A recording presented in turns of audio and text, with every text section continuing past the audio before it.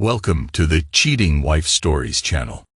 Daniel Harrington wiped the sweat from his brow as he stepped out of Westview General Hospital. 16 hours on his feet in the ETR had left him bone-tired, but the exhaustion felt honest. 3 years since leaving the Rangers, and he'd finally found a rhythm as a trauma nurse. The discipline, the pressure, the lives, and the balance. It all made sense to him in a way civilian life rarely did. The August heat shimmered off the pavement as Daniel climbed into his pickup. He checked his phone. No messages from Hannah. Not unusual these days. 5 years of marriage, and the last 6 months had been increasingly silent. He chalked it up to her new job at the marketing firm. The late meetings, the weekend team-building events, the constant texts she'd hide when he entered the room. Just work stress, she'd said. And he believed her, or pretended to. Daniel drove past the Thai place where they'd had their first date, automatically slowing before deciding against bringing home takeout. Again. The last 3 times, the food had sat untouched in the refrigerator until he'd thrown it away. The ranch-style house they'd purchased 2 years ago came into view. Daniel frowned. An unfamiliar black Audi was parked in his usual spot. Hannah didn't mention having company over. As he pulled into the driveway, movement caught his eye. Large black garbage bags were scattered across the front lawn. A tall, muscular man with a sleeve tattoo was tossing another bag onto the pile. Beside him stood Hannah, her blonde hair pulled back, gesturing animatedly. Daniel stepped out of his truck, confusion giving way to a cold clarity as he approached. Hannah's laugh cut off abruptly when she noticed him. "You're home early," she said, crossing her arms. 16 hours is early, Daniel replied, eyeing the garbage bags. Something about their shape, the way they bulged. "What's going on?" The tattooed man smirked. There was something familiar about him, like Daniel had seen his face somewhere before. "Daniel," Hannah said, "you remember Nick, right? From college." And then it clicked. Nick Fletcher, Hannah's ex-boyfriend from before they'd met. The one she described as the one that got away during a drunken confession 3 years ago. "What's in the bags?" Daniel asked, though he already knew. Hannah's smile was brittle. "We needed your closet for Nick's things." Daniel stared at her, waiting for the punchline to what must be a cruel joke. "How long is he staying?" he finally asked. They both laughed, Nick draping his arm around Hannah's shoulders. "Permanently, of course," Nick answered, as if Daniel was slow on the uptake. Daniel stood perfectly still, the way he'd been trained to do under fire. In Blackrock, he had learned that movement draws attention, and attention gets you killed. His mind worked quickly, assessing, calculating. "I see," was all he said. Hannah's smile faltered. She'd expected tears, shouting, maybe even a fight. The calm on Daniel's face unsettled her. "Your stuff's all there." She gestured to the bags. "I packed everything." "That was considerate," Daniel replied. He turned back to his truck, opened the passenger door, and removed a small go bag he always kept there, another habit from his military days. Without another word, he began loading the garbage bags into the bed of his pickup. Nick and Hannah exchanged glances, confused by his lack of reaction. "That's it," Hannah called. "You're just leaving." Daniel secured the last bag and closed the truck bed. "Yes," he said simply. As he climbed into the driver's seat, he caught Nick's reflection in the side mirror. The man was whispering something in Hannah's ear, both of them snickering. Daniel drove away quietly.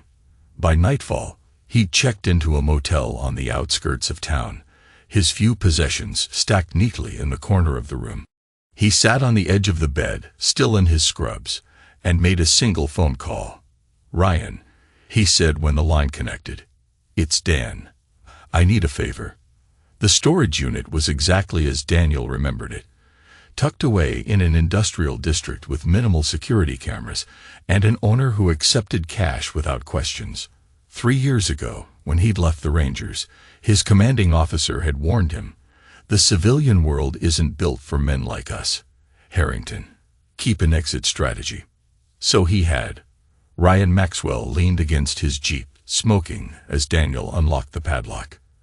The two men had served in the same unit for 6 years, surviving 3 deployments together. While Daniel had chosen nursing, hoping to heal instead of harm, Ryan had leveraged his military skills into a private security business. "Didn't think you'd ever use this place," Ryan commented as the metal door rolled up with a groan. The unit contained a metal footlocker, a filing cabinet, and several waterproof containers. Daniel flicked on a flashlight and stepped inside. "Neither did I." "You going to tell me what happened?" Daniel opened the footlocker. Inside lay specialized equipment and various identity documents. 3 different driver's licenses, passports, credit cards. He'd set everything up when he'd still been haunted by nightmares, unsure if he could adapt to civilian life, afraid of himself. "Hannah's moved her ex-boyfriend into our house," Daniel said, his voice clinical.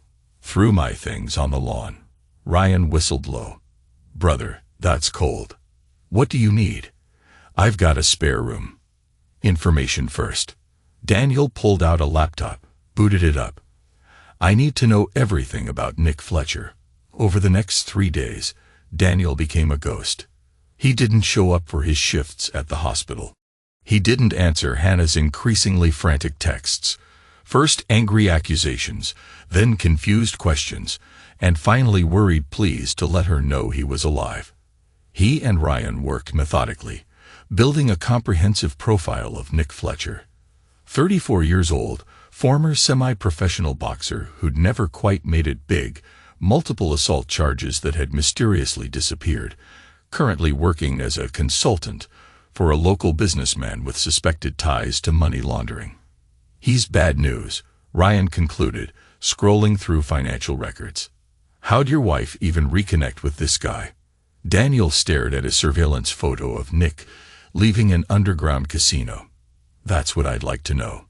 The answer came on day 4. Hannah's social media revealed she'd started a new marketing campaign for a chain of gyms. The owner? Ivan Volkov, the same businessman Nick worked for. "It's not a coincidence," Daniel said, connecting the dots. Nick used his connection to Volkov to get Hannah the contract. That's how they reconnected. What intrigued Daniel more was what he found in Volkov's background. A Russian emigre, suspected ties to organized crime, and a reputation for eliminating problems permanently. "Your wife might be in danger," Ryan pointed out. "If this Nick guy is using her to access your house for something related to Volkov's operation." Daniel closed the laptop. "It's not my house anymore." Ryan studied his friend's face. "What are you planning, Dan?" "I'm not sure yet," Daniel replied. "But I think it's time I paid Nick a visit." Daniel observed the house, his house, for 2 days. From a vacant property across the street, he tracked the comings and goings, noting patterns. Hannah left for work at 8:15 a.m., returning around 6:30 p.m. Nick kept irregular hours, sometimes disappearing for entire nights. On the 3rd morning of surveillance, Daniel noticed something odd. A delivery truck arrived. 2 men carried in several heavy crates. Nick supervised, signing for the delivery, then made 3 phone calls in rapid succession. Through a directional microphone, Daniel caught fragments. Secured the location. Wife doesn't suspect. Timeline moved up. 3 days max. That night, when Nick left the house at 11 p.m., Daniel followed. The man drove to an industrial warehouse where he met with Volkov and 3 other men. They spent 2 hours inside, then dispersed. But instead of returning home, Nick drove to a strip club on the edge of town. Daniel waited in the parking lot. At 3 a.m., Nick emerged, clearly intoxicated, with a woman on each arm. He dismissed them when they asked for payment, shoving one hard enough that she stumbled. As they cursed at him, Nick staggered to his car. "Perfect timing. Need a ride?" Daniel asked, stepping out of the shadows. Nick squinted, recognition slowly dawning. "You're the husband," he slurred. "The nurse boy." "Pararescue specialist, actually," Daniel corrected. 12 years in the Rangers before nursing. Nick snorted. Whatever. The heck you want to talk about? Daniel nodded to a 24-hour diner across the street. Coffee might help sober you up. Curiosity overcame caution, aided by alcohol. Nick followed Daniel to the diner, where they took a booth in the back. The overnight waitress brought 2 coffees and retreated, sensing the tension. I found my clothes in garbage bags on the lawn after working a double shift, Daniel said conversationally. My wife texted me. We needed your closet for my ex-boyfriend's things. When I asked how long he was staying, you both laughed. Permanently, of course. Nick smirked. You should have seen your face, man. I left quietly, Daniel continued. But I've been watching. And I know Volkov has you storing something in my house. Something that's moving in 3 days. The smirk vanished.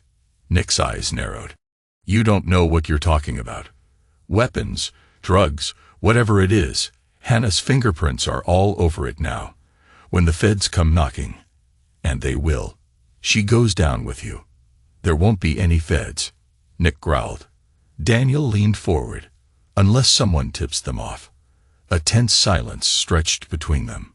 What do you want? Nick finally asked. I want you to understand something, Daniel said, voice dropping. I survived 3 tours in places where death came from clear skies. I've ended men who never saw me coming, and I was very, very good at my job. He slid a phone across the table. This has evidence of everything you and Volkov are planning. In 3 days, it automatically uploads to federal servers, unless I enter a code. Nick's face darkened. You think I won't find where you're hiding? That we won't shut you up permanently? Daniel smiled, the kind of smile that never reached his eyes. I'm counting on you to try. He stood up, tossed cash on the table. 3 days, Nick. Choose wisely. As Daniel walked away, Nick called after him. Your wife never loved you. She was always waiting for me to come back. Daniel didn't turn around. The trap was set. Ryan's expression was grim as Daniel explained his encounter with Nick. You basically painted a target on your back, he said. Volkov isn't someone to mess with. They sat in a secure apartment Ryan kept for clients who needed to disappear temporarily. The walls were soundproofed, the windows bulletproof, and a complex security system monitored all approaches. I'm counting on Nick to panic, Daniel replied. He'll go to Volkov, who'll want me eliminated before their operation concludes. And that helps you how, exactly? Daniel unfolded a map of the city. Because while they're hunting me, I'll be preparing the real trap. Over the next 24 hours, Daniel's prediction played out with clockwork precision. Through Ryan's network of contacts, they learned that Volkov had indeed put out feelers, seeking information on Daniel's whereabouts. 2 men had been spotted watching Westview General Hospital, where Daniel worked. Meanwhile, Daniel called in favors from people he'd helped during his nursing career. A pharmacy technician who owed him for covering up a dispensing error provided certain medications. A former patient who'd beaten an opioid addiction after Daniel's intervention offered his skills as a locksmith. You never told me why they chose your house, Ryan commented as they assembled equipment. Seems like a huge risk for whatever they're planning. Daniel paused. It's the location. Our house backs up to the state forest. There's a service road half a mile through the woods that connects to the interstate. Perfect for moving something without being seen. What about Hannah? You think she's involved willingly? The question hung in the air. Despite everything, Daniel had been avoiding this particular line of thought. I don't know, he finally admitted, but I'm going to find out. That night, while Nick was meeting with Volkov, Daniel slipped back into his former home through a basement window he'd deliberately left with a faulty lock years ago. Another military habit. Always having a back door. The house felt different. Nick's possessions lay scattered throughout. His clothing hung in Daniel's closet. His toiletries cluttered the bathroom counter. Photos of Daniel had been removed, replaced with new ones of Hannah and Nick. In the guest bedroom, Daniel found what he was looking for. The crates. Using specialized tools, he opened one without breaking the seal. Inside were tightly wrapped packages he immediately recognized as high-grade heroin, millions of dollars worth. As he carefully reclosed the crate, he heard the front door open. Quickly, he moved to the bedroom closet, sliding behind hanging clothes. Hannah entered alone, dropping her purse on the bed with a weary sigh. She paced the room, then pulled out her phone and dialed. "Mom, it's me," she said, her voice strained. "No, he still hasn't contacted anyone. I know it's been a week. Of course I feel terrible." She paused, listening. "You don't understand. Nick said it was just temporary, that we needed a secure location for some merchandise." "No, I didn't know what it was at first. By the time I realized, I was already in too deep." Another pause. "I can't go to the police. Nick made it clear what would happen." Her voice broke. "I never wanted to hurt Daniel. He deserved better than this." After she hung up, Hannah sank onto the bed, buried her face in her hands, and wept. Daniel remained motionless in the closet, listening to his wife's unfiltered grief, reconciling it with the woman who had laughed as his possessions were thrown onto the lawn. When she finally left the room, Daniel slipped out the way he had come, carrying with him a small sample from one of the packages and something else, a single strand of Hannah's hair from her brush. "You got what you needed?" Ryan asked when he returned. "More than I expected," Daniel replied, his expression unreadable. Nick Fletcher had never been a patient man. The waiting was killing him, cooped up in Daniel's house with Hannah's increasingly nervous presence. 3 days, the ex-husband had said. It had been 2, and despite Volkov's men searching everywhere, Daniel Harrington had vanished like smoke. "He's bluffing," Nick told himself as he paced the living room. "There's no evidence, no phone, nothing to upload." But doubt gnawed at him. He'd underestimated Daniel from the beginning, dismissing him as a soft civilian. The cold, calculating look in the man's eyes at the diner told a different story. This wasn't just some heartbroken husband. This was a trained operator who'd gone ghost at the first sign of trouble. Hannah entered the living room, arms wrapped protectively around herself. "Nick, we need to talk about what happens after everything's done." "Not now," he snapped. "I've got bigger problems." "Like my husband?" she asked quietly. Nick rounded on her. "Your husband is nothing. A nobody who got lucky in the military and came back to play nurse. Then why are you so scared of him?" The slap was reflexive, hard enough to knock Hannah back a step. She touched her reddening cheek, wide-eyed with shock. "I'm not scared," Nick hissed. "I'm cautious. There's a difference." His phone rang. Volkov. Nick stepped outside to take the call, leaving Hannah staring after him, something hardening in her expression. Meanwhile, Daniel and Ryan were executing the next phase of their plan. They'd identified Volkov's 2 main lieutenants, Leon Reeves, a former intelligence contractor with a taste for expensive whiskey, and Makar Pavlov, Volkov's nephew and heir apparent. "Divide and conquer," Daniel explained as they watched Leon enter his favorite bar.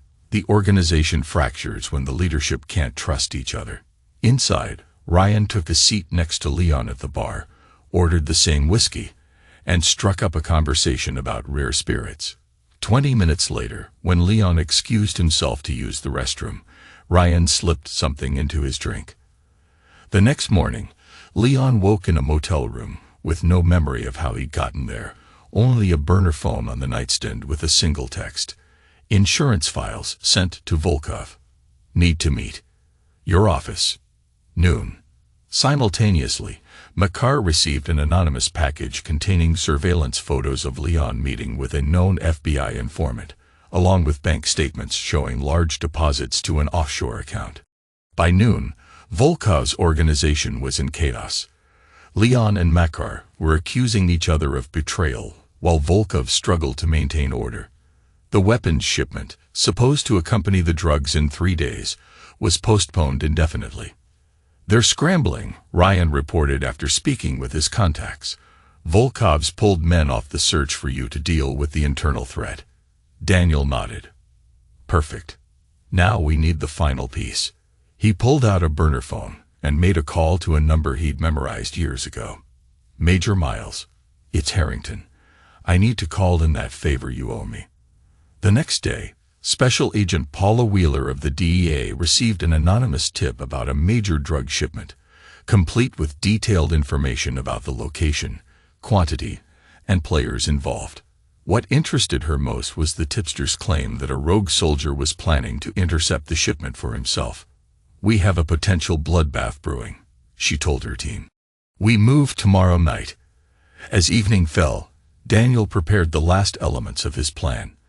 In a secure location, he laid out several syringes filled with a carefully measured compound. "What exactly is that?" Ryan asked, eyeing the syringes warily. "A cocktail," Daniel replied. "Scopolamine, ketamine, and a few other things. Untraceable on standard tox screens. Breaks down quickly in the body." "Jesus, Dan. Are you sure about this?" Daniel's eyes were cold as he packed the syringes in a specialized case. "Nick made his choice when he moved into my house. Hannah made hers when she put my things on the lawn." "And what about your choice?" Ryan pressed. "This crosses a line." "I crossed that line years ago," Daniel replied quietly, "in places you've never been. The difference is, this time I'm choosing who deserves it." On the morning of the third day, Daniel sat alone in Ryan's secure apartment, methodically cleaning a set of surgical tools. He'd always had steady hands, what made him an excellent medic in the field, and later a sought-after trauma nurse.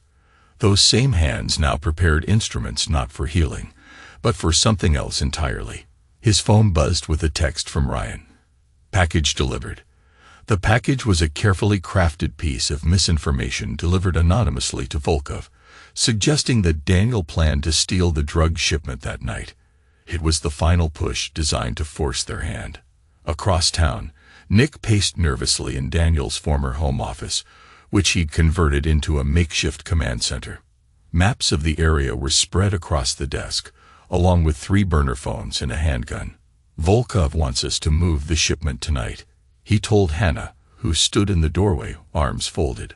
"All of it. His contact at the DEA says there might be a raid coming tonight." Hannah's face paled. "But you said we had 3 days. Plans change."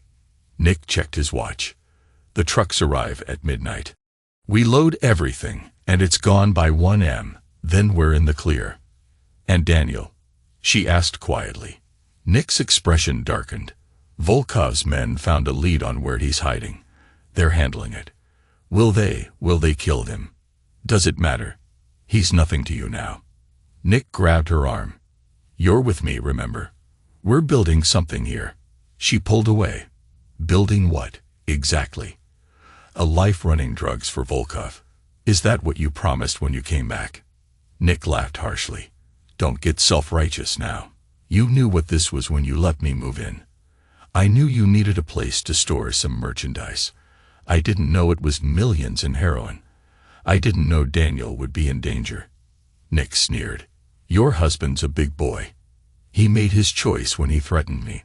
Outside the house, concealed by the growing dusk, Daniel listened to the argument through a directional microphone. His suspicions about Hannah's involvement were confirmed in real time. Not entirely innocent, but not fully complicit either. Manipulated, certainly. Used, definitely. Not that it changed anything. As darkness fell completely, Daniel moved. While Nick was occupied with preparations in the basement, Daniel re-entered the house through his secret access point. He made his way silently to the kitchen, where he carefully injected a clear liquid into an open bottle of bourbon Nick had left on the counter. The man's habit of drinking from the bottle, now a fatal vulnerability. Then, just as silently, Daniel retreated to the woods behind the property. There, he prepared a blind, a concealed observation post with a clear view of the house and the service road beyond. From a specialized container, he removed a high-powered rifle with a thermal scope, assembled it with practiced hands, and settled in to wait. At 10:30 p.m., 2 SUVs pulled up to the house.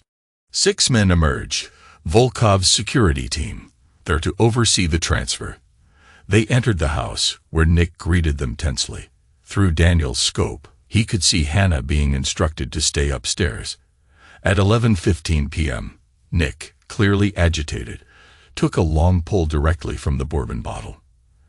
By 11:30, he began showing signs of disorientation, touching his head, leaning against furniture for support. At 11:45, Nick staggered upstairs, waving off concern from Volkov's men, claiming he needed to lie down for a few minutes. Daniel watched through his scope as Nick entered the master bedroom, where Hannah appeared startled by his condition. Words were exchanged, heated ones, judging by their body language. Then Nick collapsed onto the bed, his movements uncoordinated, while Hannah backed away toward the door. Perfect timing. Daniel reached for his phone and sent a pre-composed text to Agent Wheeler. Operation in progress. Harrington House. Shipment moving tonight. Then he sent a second text to Ryan. Phase 1 complete. Commence Phase 2. Across town, Ryan made a call to a number he'd been given. The voice that answered was gruff, professional. Major Miles. Sir, this is Maxwell. Harrington says it's time. There was a pause. Understood. Assets are in position. As midnight approached, 3 unmarked vans turned onto the road leading to Daniel's house, their lights off, moving with precision. Simultaneously, DEA vehicles took up positions at strategic points near the property. Agents prepared for a raid but held position on Wheeler's command. Inside the house, oblivious to the encirclement, Volkov's men continued preparations for the shipment transfer. In the master bedroom, Nick lay immobile, barely conscious, with Hannah watching him from the doorway, fear and indecision oaring on her face. And in his blind in the woods, Daniel Harrington waited for the perfect moment to spring the trap that would destroy everything Nick and Volkov had built, and change Daniel's own life forever. At precisely midnight, 3 delivery trucks pulled onto the service road behind Daniel's house. Through his scope, Daniel watched as Volkov's men moved with practiced efficiency, establishing a security perimeter before signaling the trucks to approach.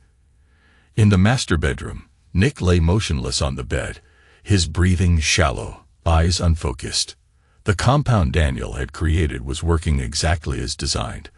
Paralyzing, but not lethal. At least not yet. Hannah paced the room, repeatedly checking her phone, torn between fear and in self-preservation. Daniel pressed the transmit button on his radio. Bravo team, status. In position, came Major Miles's clipped response. 12 men with NVGs, awaiting your signal. Hold for Phase 2, Daniel replied. Below, Volkov's men had begun moving the crates from the house to the first truck. The operation was smooth, professional. These weren't street-level dealers. They were experienced smugglers who had done this many times before. Daniel adjusted his position slightly and focused on the lead truck. Through his scope, he could make out the driver, Makar Pavlov, Volkov's nephew. The fact that he was personally overseeing the transport spoke volumes about the shipment's importance. Perfect. Daniel picked up his phone and made a call to Agent Wheeler. The shipment is moving now, he said when she answered. 3 trucks heading east on the service road toward the interstate. Armed escort, at least 6 men. Who is this? How did you? The information I provided was accurate. Daniel cut her off. Now I'm giving you the window to make your move. 5 minutes, then they're gone. He ended the call and immediately radioed Major Miles. Execute Phase 2. Countdown starts now. What happened next was a precisely orchestrated symphony of chaos. First, 2 small explosive charges detonated on the service road, far enough from the house to avoid injury, but close enough to block the truck's escape route. Next, Major Miles's team, all former Special Forces operators, emerged from the woods on the opposite side, creating the impression of a pincer movement. They fired over the heads of Volkov's men, driving them back toward the house. Simultaneously, DEA agents responded to what they believed was an imminent escape, accelerating their raid timeline. They approached from the front of the house, announcing their presence with sirens and floodlights. Caught between what they perceived as two separate forces, Volkov's men made the predictable choice. They retreated into the house with the drugs, prepared to defend their shipment. Inside, Hannah heard the commotion and rushed to the window, panic evident on her face as she saw the lights and heard the shouting. She grabbed her phone, dialing frantically. Daniel watched it all unfold through his scope, timing his next move carefully. When the last of Volkov's men had retreated into the house, he pressed his radio again. Phase 3. I'm moving in. Using the confusion as cover, Daniel approached the house from a blind spot he'd identified earlier, a section of the property not visible from either the front approach or the service road. He entered through the same basement access point he used before, moving silently up the stairs into the main house. The interior was chaos. Volkov's men had taken defensive positions, some facing the front where DEA agents were shouting commands to surrender, others watching the back where they believed another threat existed. None of them noticed Daniel as he slipped into the hallway leading to the bedrooms. He found Hannah in the master bedroom, still on her phone, her back to the door. Nick remained on the bed, conscious but immobile, eyes widening in recognition and fear as Daniel entered. They're surrounding the house, Hannah was saying into her phone, her voice strained. Nick is sick, or drugged, or something. I don't know what to. She turned and froze, the phone slipping from her fingers as she saw Daniel. Hello, Hannah, he said calmly. Her mouth opened and closed soundlessly. From below came the sound of breaking glass and shouted commands as the DEA began their entry. Not much time, Daniel continued, stepping farther into the room. He glanced at Nick, whose eyes blazed with helpless rage. I see you've been taking care of my replacement. Dan, Hannah finally managed. What did you do? I created a scenario, he replied, as if discussing the weather. Volkov believes his operation was betrayed from within. The DEA believes they're stopping a major drug shipment. And you too. He looked between Hannah and the paralyzed Nick. You're caught in the middle. You set us up, she whispered. No different than what you did to me, Daniel said coldly, though I was more efficient about it. Shouts and the sound of a struggle echoed from downstairs. They didn't have much time. The DEA will be here any moment, Daniel said. They'll find Volkov's drugs, Nick's fingerprints all over everything. And you, Hannah, the homeowner who let it all happen. I didn't know, she protested, tears forming. I swear I didn't know what he was really doing until it was too late. Maybe, Daniel acknowledged. But that's between you and the federal prosecutors now. He reached into his pocket and withdrew a syringe. What is that? Hannah asked, backing away. Insurance, Daniel replied. The compound already in Nick's system will be undetectable in an autopsy. This, he held up the syringe, will cause his system to shut down completely. By the time they find him, it'll look like a heart attack brought on by stress. You're going to end him. Hannah's voice rose in panic. Daniel, you can't. Can't I? His voice was deadly quiet. He took my home, my wife, my life. And for what? To use as a way station for his drug operation. To feel like he'd won some game I didn't even know we were playing. Nick made a strangled sound, trying desperately to move, to speak, but the paralytic held him firmly. Footsteps pounded on the stairs. The DEA was working their way through the house, room by room. Daniel looked at Hannah, really looked at her, searching for the woman he'd married. All he saw was fear and self-interest. Make your choice, Hannah, he said, holding out the syringe. You can inject him yourself and tell the DEA you found him like this when they broke in. Or you can let him live, and when he recovers, he'll tell them everything about your involvement. She stared at the syringe, conflict etched on her face. Why are you doing this to me? She whispered. I'm not doing anything, Daniel replied coldly. I'm giving you the choice I never had. 3 days later, Nick Fletcher was found dead in the guest bedroom, of what had once been Daniel and Hannah Harrington's home. The official cause: cardiac arrest, likely brought on by the stress of the DEA raid and his subsequent arrest. Despite the best efforts of prison medical staff, he couldn't be resuscitated.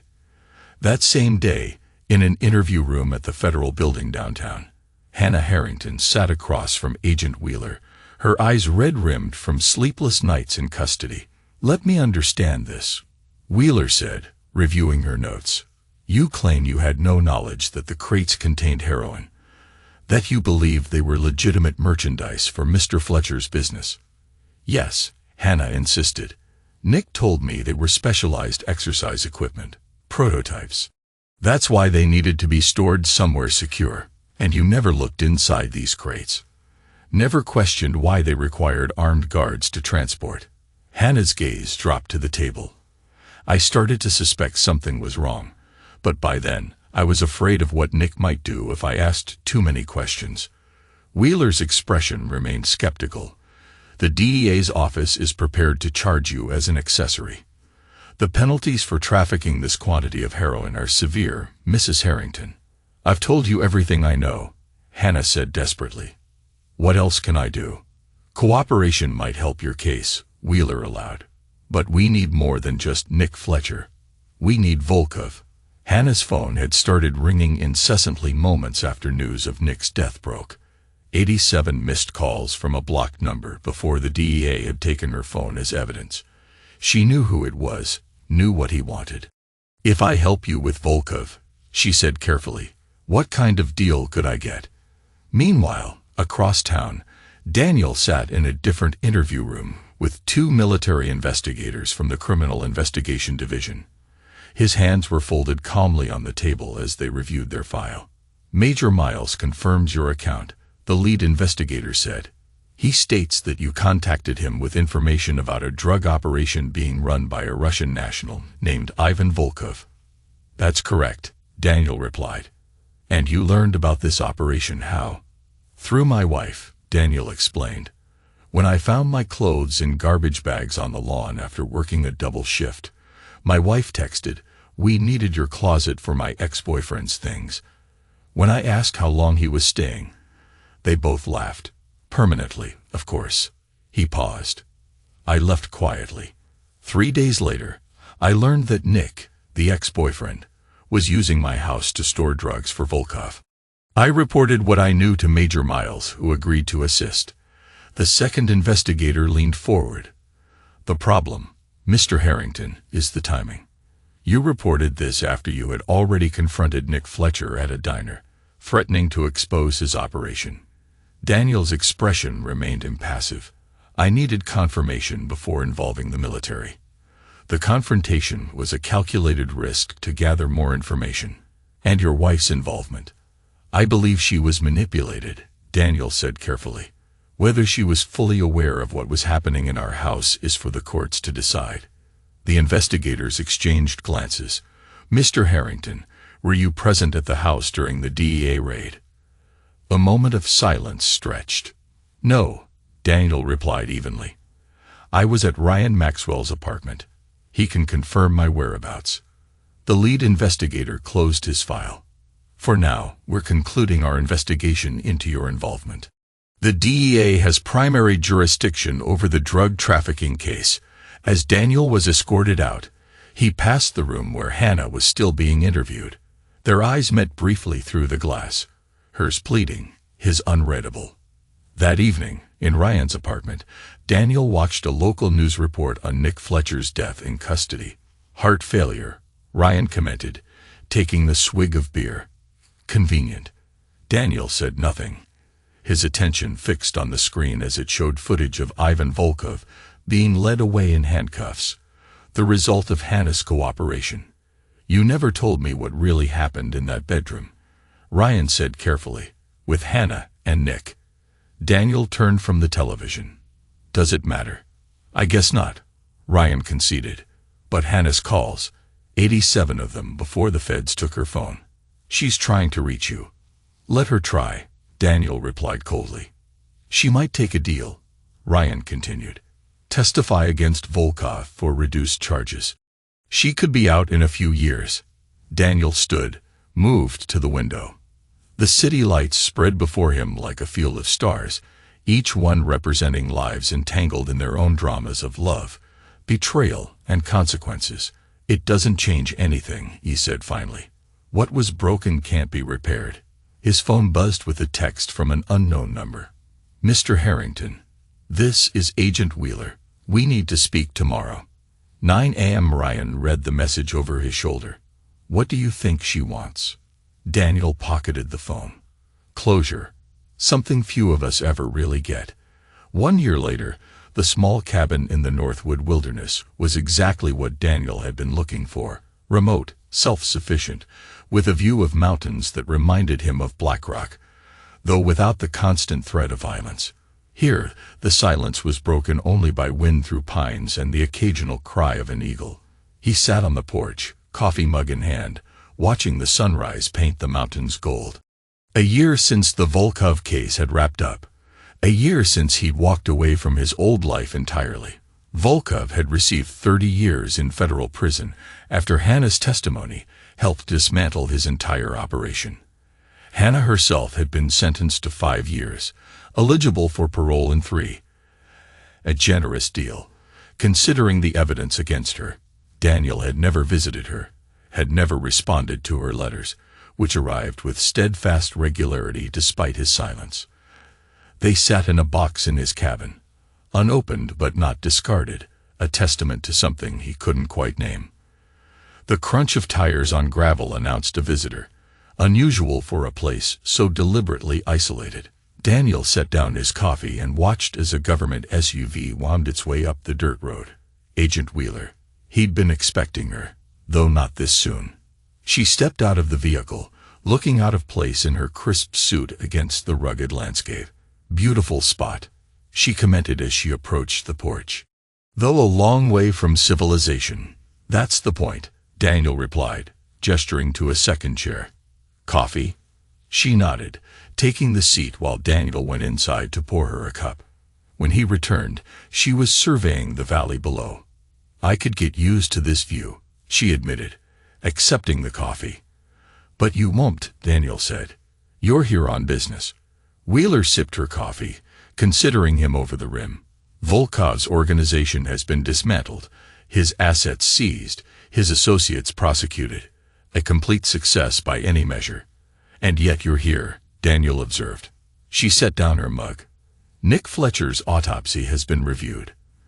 The initial finding of natural causes has been questioned. Daniel's expression remained calm. By whom? By me, Wheeler replied.